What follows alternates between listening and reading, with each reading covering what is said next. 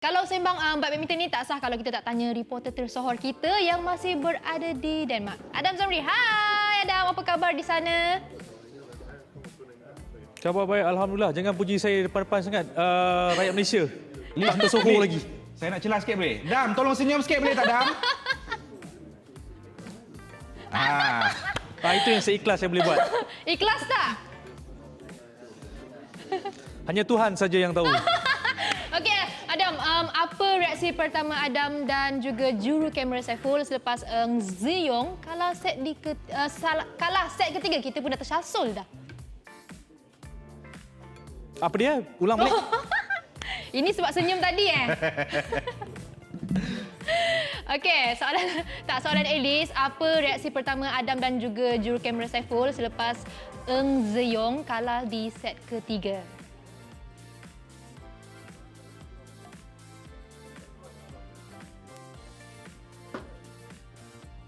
Adam dengar tak?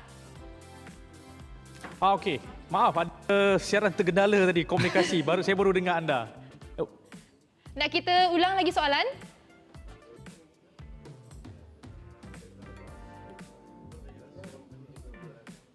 Adam? Ya. Okey. Clear tak? Memang lambat ni sampai. KL Okey. dengan Arun Okey, jauh. saya baru dapat dengar suara anda. Mungkin anda boleh ulang. Mungkin kat sini line telefon dia. Okey. Apa reaksi pertama Adam dan juga juru kamera Saiful selepas Eng Ziyong kalah di set yang ketiga? Sebagai rakyat Malaysia pastinya kecewalah, tetapi dalam satu hal dalam kerja kami dapat balik cepatlah, balik hotel lah, itulah kata jujurnya. Tetapi sebagai rakyat Malaysia pastinya ada bibit rasa kesal kerana dari sudut peluang sebenarnya kita masih berpeluang kalau katakan banyak kesilapan-kesilapan tu tidak dilakukan secara kerap. Saya sempat berbicara dengan pengarah kejuruteraan Wong Choo Han selepas temu bual. Sebagai seorang pemain yang bermain seminggu sekali di gelanggang amatur, saya rasa berbangga jugalah pandangan saya itu sama dengan pengarah kejuruteraan Choo Han. Apabila banyak rentak pemain kita terlalu ikut dengan pemain Indonesia, contohnya bermain di jaring, diajak beberapa kali namun terkandas. Jadi itu adalah antara salah satu intipatinya antara borak-borak saya dengan Wong Choo Han. Dan semoga selepas ni untuk player kita, mereka dapat apa orang kata satu pengalaman ataupun pengajaran daripada situasi tersebut kan. Okey, bila players akan gerak ke destinasi seterusnya Adam, dan ke manakah mereka kali ini? Ada dengar mana-mana tak? Ada. Yang pasti mereka tidak akan pulang ke Malaysia sehingga tahun hadapan. Ini benar. Ini saya bukan bergurau. Kerana selepas ini akan ada yang masih kekal di Denmark untuk terbuka Denmark. Akan ada yang terbang ke Republic Czech untuk terbuka Republic Czech. Selepas itu mereka akan beraksi di Belgium, ada yang beraksi di Perancis. Ada beberapa kejohanan di sekitar Eropah. Dan selepas itu barulah mereka akan terbang ke Indonesia. Saya difahamkan walaupun ada larangan pada WADA, kejohanan di Indonesia masih lagi kekal, khususnya World Tour Final dengan 8 terbaik di dunia yang akan beraksi di situ. Kita menyasarkan setiap acara satu wakil dan selepas itu pula mereka akan kembali semula ke Eropah untuk kejohanan badminton dunia di Sepanyol. Jadi jadual yang cukup padat untuk mereka. Ada yang cari mata untuk layak ke kejohanan dunia, ada yang cari mata nak ke World Tour Final, ada yang macam-macam lagi. Okey, faham. Best kan jalan-jalan kita bila pula. Okey, Adam. Itu untuk players. Adam pula bila akan pulang ke tanah air? Sebab semua dekat Astro ni dah rindu lah ni dengan Adam ni. Tak baik tipu Elis. Kecuali Ahmed. Saya rasa tak baik tipu secara Yang betul Dam. Stay dekat Denmark tu. depan rakyat Malaysia. Jarang orang rindu saya kat office. Tapi kalau ikutkan hati saya, lepas tutup kamera ni nak baliklah ke Malaysia. Tetapi masih di tugas. Malam ini ataupun selepas ini akan ada separuh akhir Piala Thomas, 2 perlawanan, dan malam final Piala Uber antara China dan Jepun. Esok ada akhir antara siapa yang akan mara daripada hari ini. Jadi saya rasa Isnin baru saya akan pulang, Selasa baru saya akan sampai, dan selepas itulah kalau saya dapat masuk office mula. So Adam, selain membuat liputan di sana, apa yang akan Adam rindu dari Denmark nanti? Biskut lah, biskut Dennis. Sini dia kalau kat Malaysia ke apa, dia bagi biskut Mary ke apa. Sini memang mewah, dia bagi biskut Dennis yang biskut ten biru tu. Kalau kat Malaysia tu mahal lah. Kat sini murah lah. Dia macam biasa lah. Rasa dia macam mana? Sana lagi special dari sini ataupun macam mana? Dia rasa biskut sedap.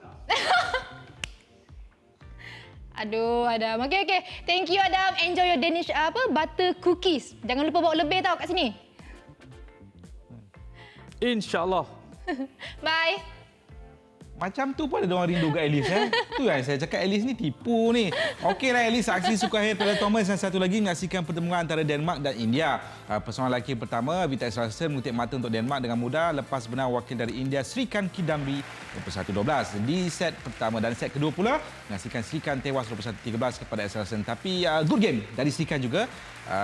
Dia tak kena basah bawah 10 mata dengan Victor. Itu paling penting. Okeylah tu, yes, bawah 10 tu. Defending Olympic champion Alice. Wow, yang penting bukan bawah 10. Yep. Okey, next. Bergu India berjaya menghalang rentetan mata kemenangan Denmark. Renki Reddy dan Shetty berjaya tewaskan Estrup dan Rasmussen 21-15 di set pertama.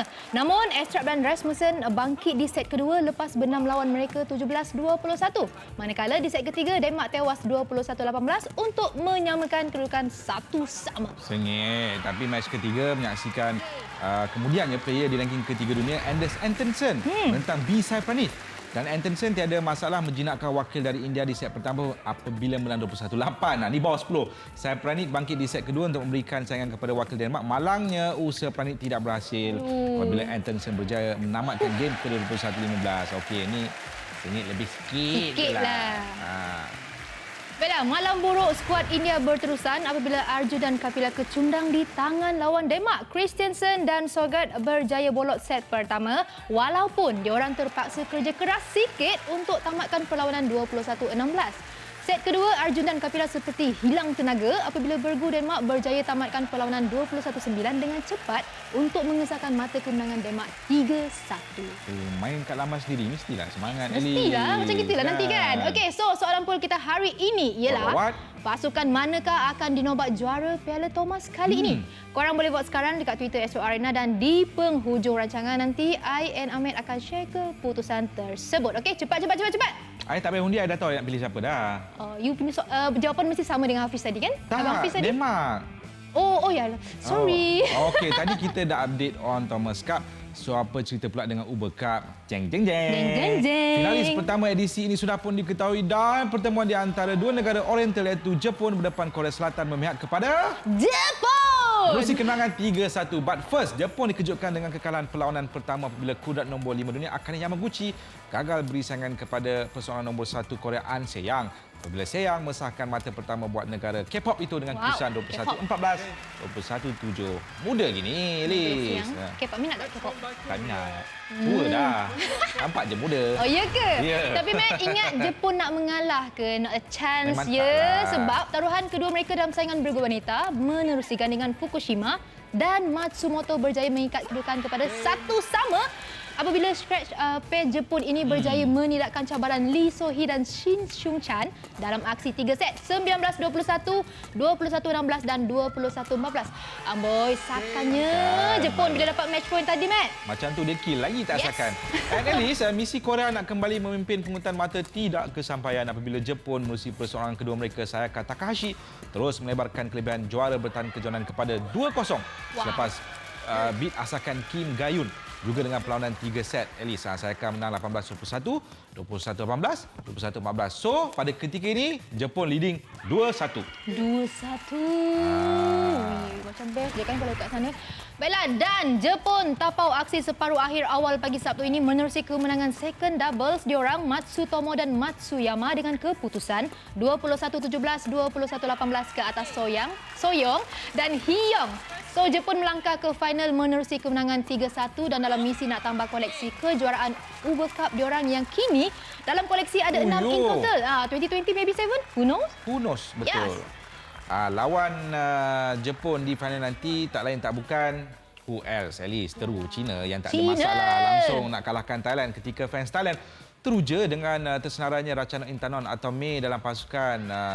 Sebaliknya berlaku, Alice, apabila May hanya mampu bertahan kurang 5 minit sahaja dalam gelanggang sebelum tarik diri akibat alami kecederaan bahu. Aduh. Sayang, betul. Kalau tak cedera, mesti kita akan disajikan dengan aksi yang sengit daripada kedua pemain ini. Okay, well soon May, kesian May. Banyak cabaran May di luar gelanggang sebelum ni, Alice. Baiklah, ketinggalan 0-1, tanggungjawab cari mata penyamaan disandang di atas bahu bergu Rawinda Prajongjai, Putita Supajirakul yang bertemu Chen Qingchen, Jia Yifan. Pertemuan memang sengit sebab dua-dua pasangan ini seringkali curi mata antara satu sama lain. Cuma yang memisahkan mereka ialah Rawinda dan Putita lebih banyak melakukan banyak kesilapan yang tidak sepatutnya, Matt. Selepas bertarung 42 minit, Qingchen dan juga Yifan menoktakan kemenangan dengan keputusan 21-15, 21-10. Aduh, sayanglah. Kekalahan Rawinda dan juga Putita meletakkan Thailand tiada pilihan selain menang dengan beban yang dipikul Pornpawi Chochuong. Manapun Pornpawi atau Miu gagal ikut rentak lawan lebih jauh yang lebih lincah di atas gelanggang. Lincah. Akibatnya Miu tewas dengan keputusan 21-15, 21-16 sekaligus menamatkan perjuangan Thailand dan mereka gagal ulangi pencapaian ke final seperti edisi 2018 dan inilah bagaimana berakhir pertemuan antara Bing Zhao dan juga Miu. Wah. Ya. Tapi yang first tadi dia boleh Itulah tu. bagi balik tau.